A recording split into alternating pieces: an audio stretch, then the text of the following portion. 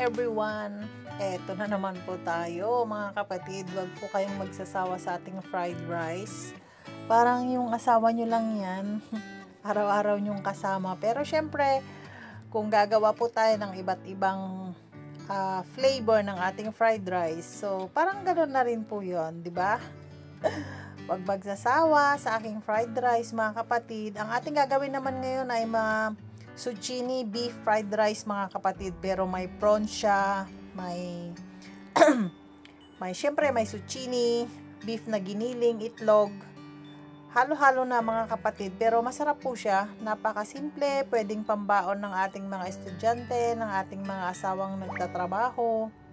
So, wag na wag po kayong magsasawa sa aking fried rice mga kapatid, kasi masarap po siya. Syempre, ang ating uunahin, ang ating itlog. Mas masarap po guys pag ang itlog nyo haluan nyo ng konting fresh milk para hindi po siya matigas. Syempre as usual, ayaw nila amo ng medyo matigas na itlog. Kaya nagtry ako maghalo ng fresh milk. Ayan nga malambot siya. Okay yung kinalabasan. Naubos yung isang kalahating kaldero ng aming fried rice for tonight. Ayan, need po natin i-separate mga kapatid para hindi po siya ma-overcook. Tamang-tama po lang yan kasi luluto pa din natin mamaya. So, next is our prawns. Para hindi po siya ma-overcook, kailangan din natin siyang igisa ng konti hanggang magkulay lang po siya mga kapatid.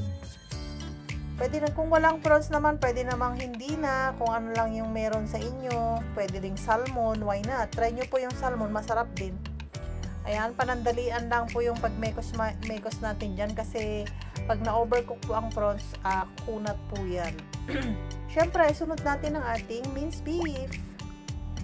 Ayan, ang ating minced beef. Susunod na po natin ang ating minced beef mga kapatid. Marinated na po yan. Syempre, basic ingredients, marinated na po. And ang beef po natin, kailangan lang nating i-mekos-mekos ng half cook. Hindi po natin siya pwedeng i-fully cook. Yan, kailangan nating tanggalin. Siyempre, set aside natin para mamaya balikan na lang natin siya. Kung ano yung una nating nilagay, yun yung ating ihuhuli.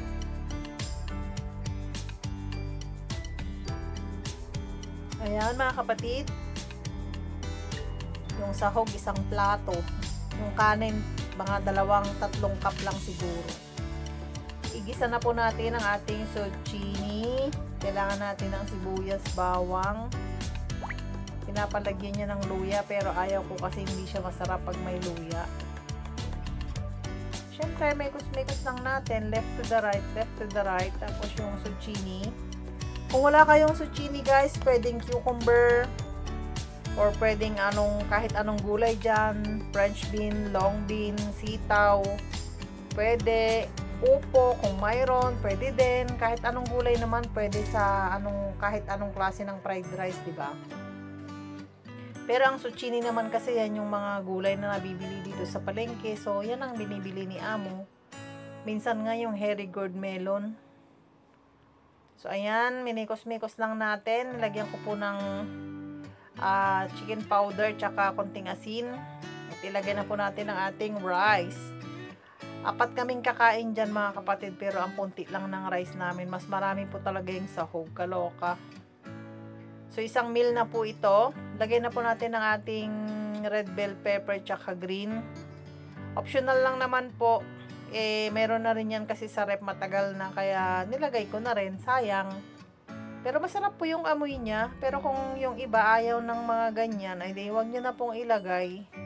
Tapos imekos-mekos lang po natin, ihalo-halo hanggang sa matanggal po yung buo ng kanin. Kailangan po nating dikdikin para maging isa-isa sila. Pangit kasi pag buo-buo. Tapos ayan. So, ilagay na rin natin ang ating mga sahog.